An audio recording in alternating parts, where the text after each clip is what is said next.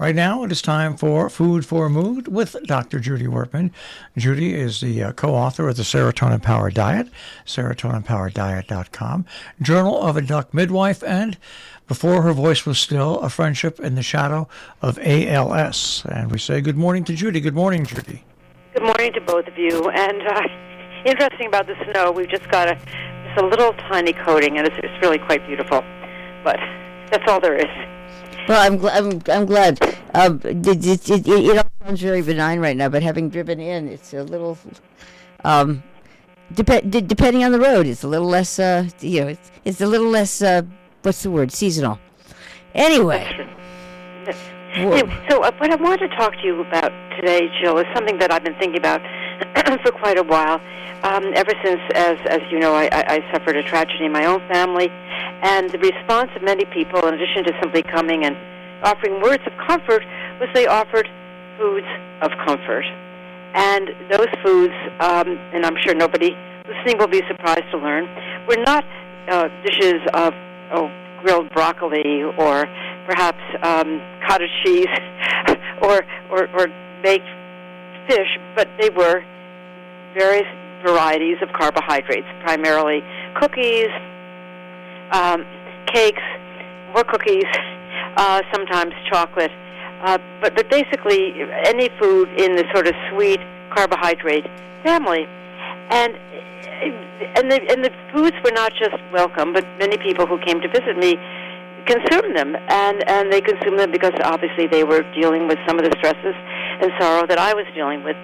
And it occurred to me that there's this really, really major, significant disconnect between what we are all told concerning carbohydrates, especially sweet carbohydrates, that you should never put sugar in your body. If you put sugar in your body, you're obviously going to suffer just unimaginable, terrible health consequences, and perhaps including, shortened longevity. But that, it's going to do terrible things to your brain. You may become demented. A whole host of terrible consequences. And yet, at a time when you think about it, somebody is extremely vulnerable, let's say, to developing infections or any kind of malady based on stress, and therefore should be particularly protective of one's own body, the food of choice that are brought to help comfort that person are carbohydrates. And the reason is, not that anybody has done any scientific studies about this, but the reason is, of course, that when you eat carbohydrates, you are, in a sense, not comforted. It doesn't take away the pain and the stress of whatever happened, but it makes it a little bit easier to endure. It just sort of takes the edge off the feelings that sometimes maybe seem unendurable otherwise.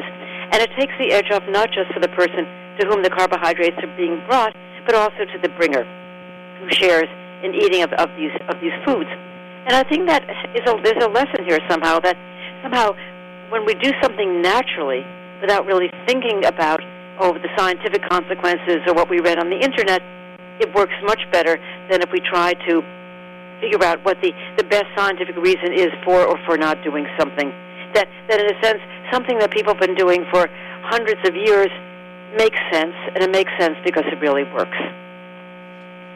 Right, and again, it's so difficult with the information that's been out there, for the last 20 years or so, 25 years, and the distortion around diets and people have literally gone off on tangents that have no connection whatsoever to their actual bodies. So it just makes it even harder to talk into that, because people essentially resent. Should I say resent? I'm going to say resent the interference because they know what works for them. It's like, okay. Yeah, I can't imagine somebody saying, "Oh, sorry, please take those cookies away because I'm on a keto diet."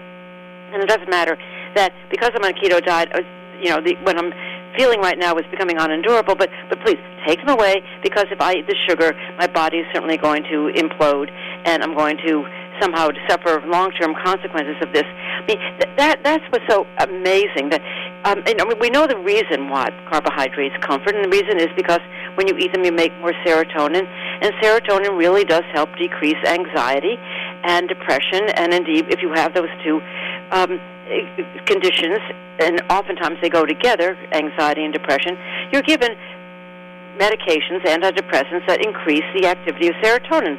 But you don't have to take those medications if you're just simply dealing with the natural anxiety and depression and sorrow associated with a sad event. And so eating a cookie is going to increase your serotonin, and it's going to make you feel better, and there's not going to be any consequences. You're not going to have withdrawal.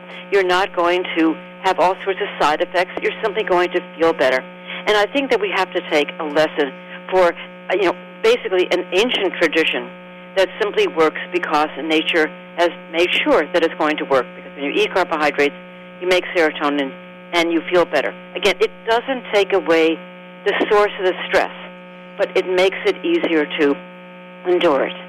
And I think it's a lesson there someplace. I think so too. Let's just see if people can pick it out. So the next time you have to visit the home of somebody who is dealing with grief or sickness or some kind of stress, don't bring broccoli. Bring bonbons or something like that. Thank you very much. Bye-bye. Talk to you next week. All right. Dr. Judy Wurtman, Food for Mood. And, of course, you can hear Judy every Thursday morning here on The Breakfast Club right before This Week in the Lakeville Journal.